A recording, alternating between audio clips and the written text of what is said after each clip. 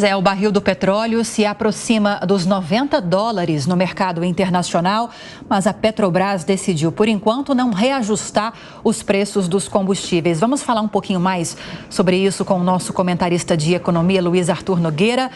Luiz, bom dia para você, bem-vindo. A Petrobras está certa ou errada em congelar os preços, hein? Lívia, aqui a gente explica e descomplica a economia. Bom dia a todos. Olha, vamos entender primeiro o seguinte, Lívia. Em maio, a Petrobras mudou a política de preços, que hoje, na minha avaliação, é uma grande caixa preta. Na época, eu disse aqui na Jovem Pan News que a gente só iria descobrir a verdade dessa nova política de preço quando o barril subisse. Naquela época, o barril estava caindo, chegou a $70, mas agora bateu $87, se aproximando dos $90. E não dá mais para a Petrobras ficar segurando preço de combustível. Há vários cálculos sobre a defasagem, a gente viu há pouco na reportagem da Soraya, que uma entidade de importadores calcula essa defasagem em 26%. O Centro Brasileiro de Infraestrutura fala que a defasagem é ainda maior, chega a 35%. O fato é que hoje a Petrobras está absorvendo esse prejuízo, porque o Brasil importa quase 1/3 de todo o combustível que a gente utiliza no país. Então, se a Petrobras paga mais caro no exterior e vende mais barato no Brasil, é a estatal que está assumindo esse prejuízo. Além disso, os importadores ficam desestimulados a comprar o produto, porque eles sabem que não dá para concorrer pagando mais caro no exterior e tendo de vender mais barato aqui no Brasil para concorrer com a Petrobras. E daí o risco, que foi destacado na reportagem, de desabastecimento, principalmente em relação ao diesel. Você me perguntou, Olívia, se eu acho que a Petrobras está certa ou errada. Bom, vamos entender o seguinte, a Petrobras está certa em não ficar repassando toda semana a volatilidade do petróleo no mercado internacional. Mas é claro que a Petrobras está errada em ficar absorvendo para ela todo o prejuízo. Chega uma hora que não dá para ficar congelando preços. E aí, ao que parece, há interferência política na empresa. Ou seja, nas próximas semanas, se o barril do petróleo não cair, em algum momento a Petrobras terá de repassar isso para os consumidores.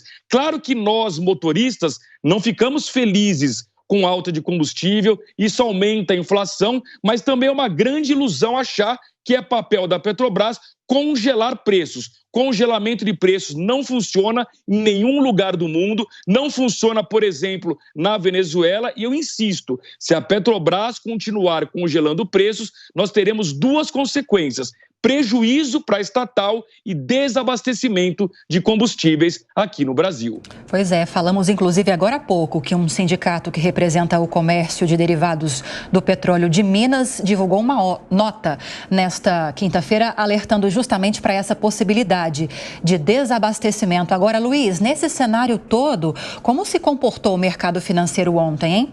Olha, Lívia, o mês de agosto, conhecido como mês do cachorro louco, continua fazendo jus a esse apelido. 8º pregão consecutivo de queda aqui no Brasil. Quem nos acompanha por imagens vai ver que durante o pregão ontem ficou no positivo a maior parte do dia. No finalzinho caiu, uma queda pequena, é verdade, de 0,05% aos 118.349 pontos. Em agosto, o prejuízo da Bolsa já chega a 3%, mas é verdade que no ano os investidores ainda têm lucro de 7,8%. E por que a Bolsa brasileira não para de cair? Por vários motivos. A China, que é o principal motor econômico do mundo, continua em desaceleração. Nós temos problemas fiscais nos Estados Unidos. Aqui no Brasil, a gente tem esse problema com a Petrobras, que está congelando os preços, o que atrapalha as ações da empresa. A Vale também vem sofrendo com esse problema de queda da economia chinesa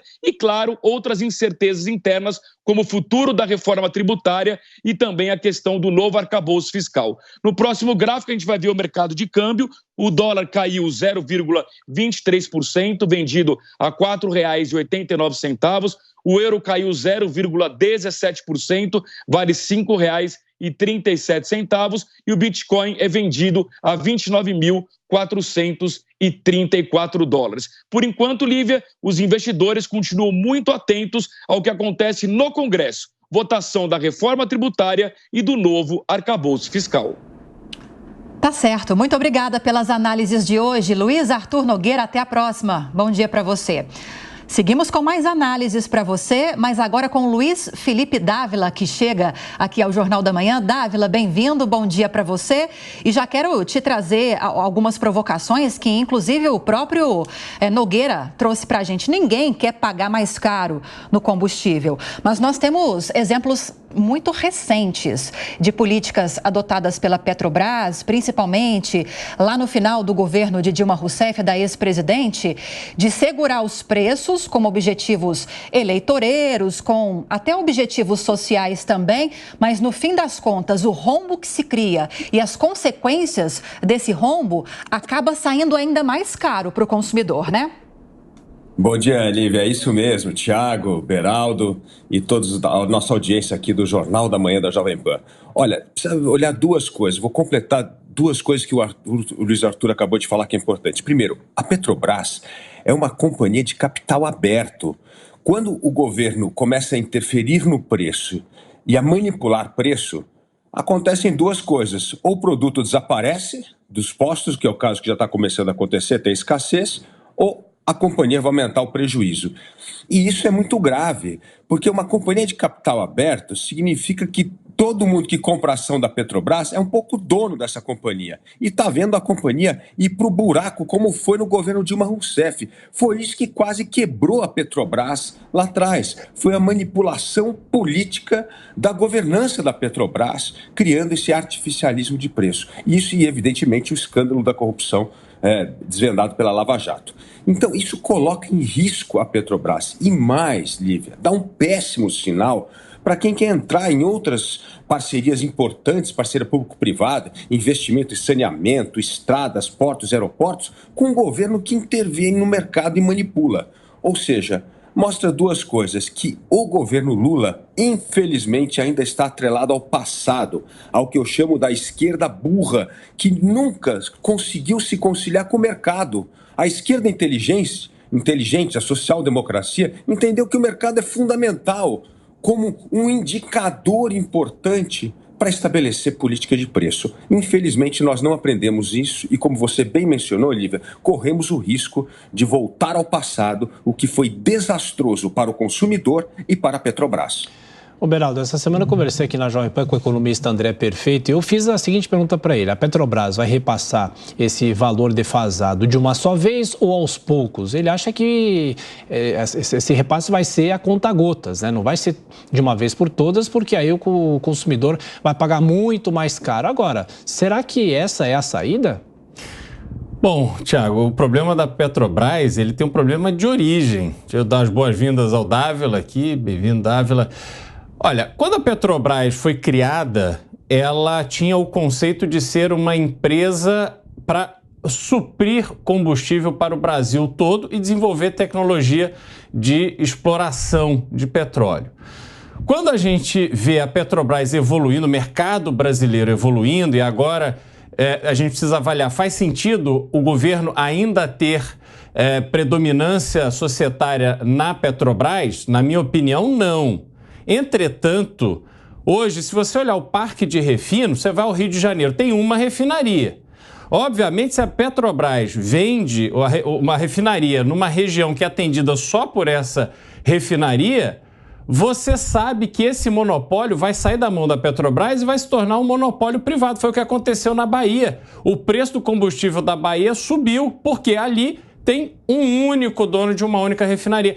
Então, esse problema a gente vai conseguir resolver tendo concorrência primeiro, ou seja, precisamos de mais refinarias e refinarias que tenham competição entre si, ou por proximidade física, ou então por construção de dutos, coisa que os Estados Unidos faz desde do século XIX, começam a construção de oleodutos, mas aqui no Brasil tudo parece uma grande novidade. Estava aí esses dias o governo anunciando, a própria Petrobras anunciando a construção de um novo oleoduto. Isso é um sinal de atraso, isso não é sinal de modernidade.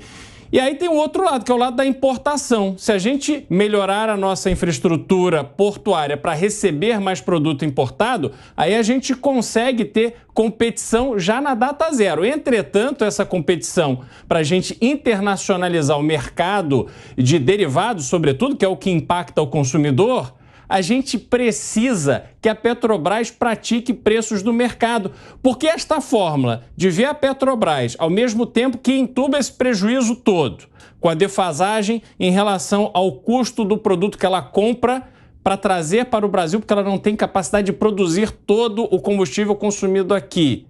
E a gente vê o PAC com centenas de bilhões sendo anunciados em investimento. A gente vê representantes daquelas empreiteiras todas envolvidas na Lava Jato sentadas no conselhão do Lula. Esse cenário não vai acabar bem. Apesar